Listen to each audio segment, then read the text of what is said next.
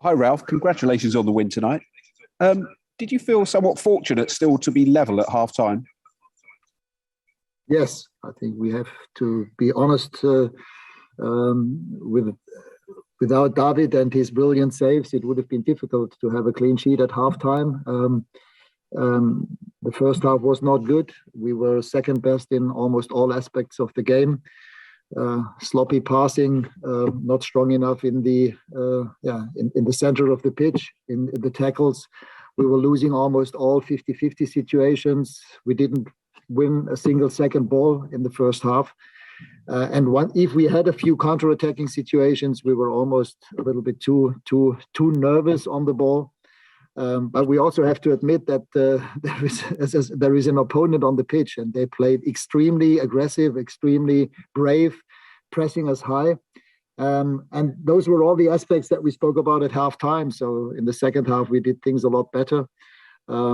Exemplary for me for that kind of football that we played in the second half was Scott McTominay. He won almost all second balls in the second half. He won a lot of 50-50 situations in the center of the pitch. And then we had our counter-attacking situations.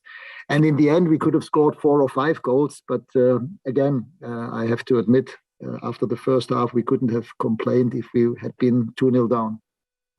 ManUtd.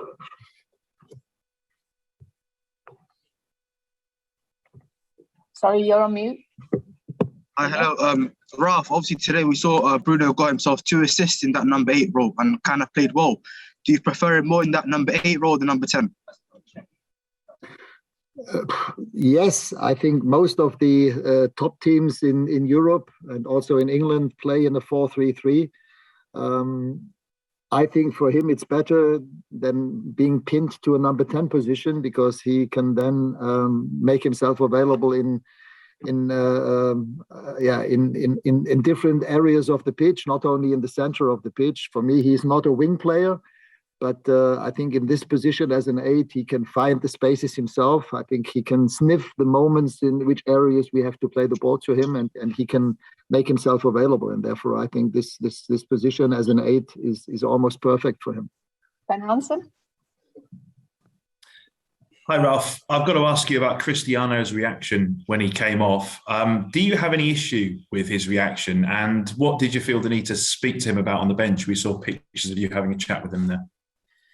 Well, the only reaction that I got notice of is that he was asking me, why me? Why do you take me off? And I said to him, listen, I have to take the decision in the interest of the team and the club. And we had exactly the same situation 5 days ago at Villa Park, being 2-0 up with 15 minutes to play. And of course, we didn't want to make the same mistake again. I decided to switch to a back 5 with Harry Maguire and bring on Marcus as another fast winger on the right-hand side. And I think it was the right decision. That Cristiano was not happy. I mean, he's a goal scorer. He would have wished to stay on and maybe score a goal himself.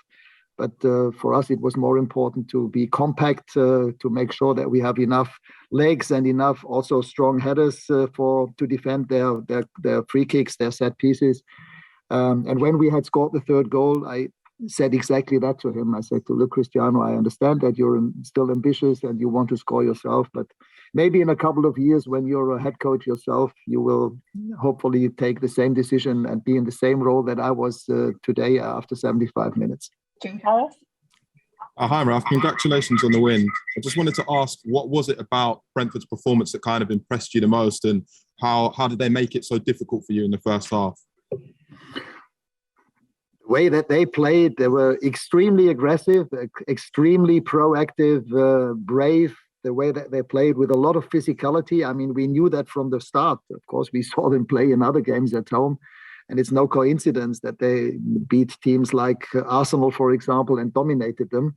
So we were fully aware what kind of game this would be tonight. But opposed to the second half, in the first half, we were just, as I said, second best in all aspects of the game. And in the second half, Scott, I must once again say, was exemplary, a real leader. He played with authority and when we needed it most.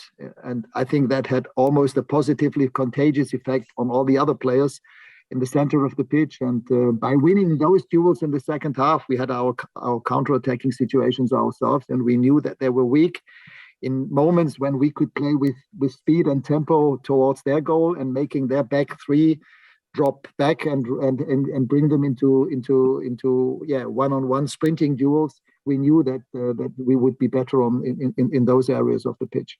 Okay, Laurie Whitwell. Hi, Ralf. Just on Cristiano, would you need to speak to him again, do you think, after tonight, just in terms of his reaction and what that might do for the sort of squad harmony, I suppose, or are you okay with that after tonight?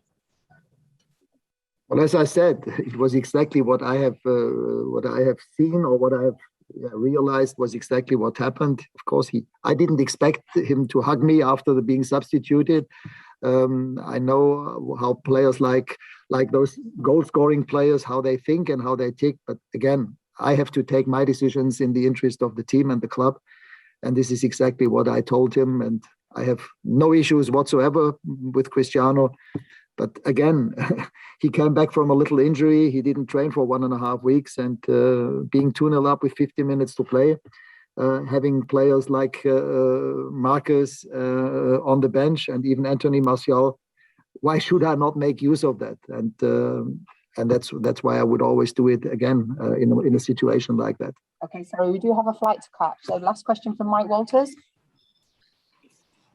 Ralf, could you just tell us, please, how would you describe your relationship with Cristiano? Is it everything cordial? Because when a manager needs to chat with his player after bringing him off like that, it doesn't always suggest that everything is sweetness and light.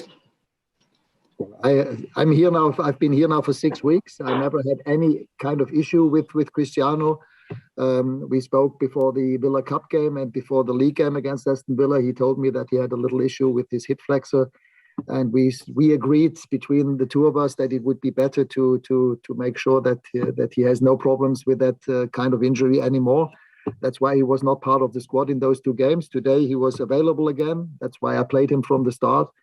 And as I said, no issues whatsoever. So for the future, it's just important that any player.